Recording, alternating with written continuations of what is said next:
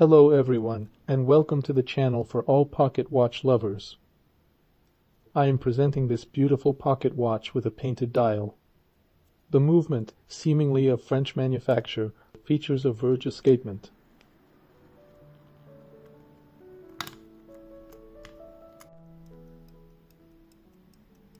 The Verge escapement was the first escapement mechanism to be widely used in mechanical clocks and watches, making it a fundamental piece of horological history.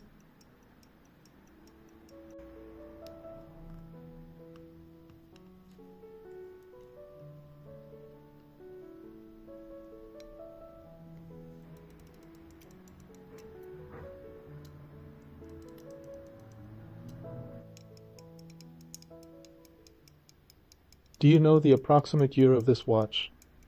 Leave your opinion down in the comments below. This Verge mechanism is composed of three main elements. Escape wheel, a wheel featuring characteristic saw-shaped teeth. Verge, the vertical arbor fitted with two small pallets.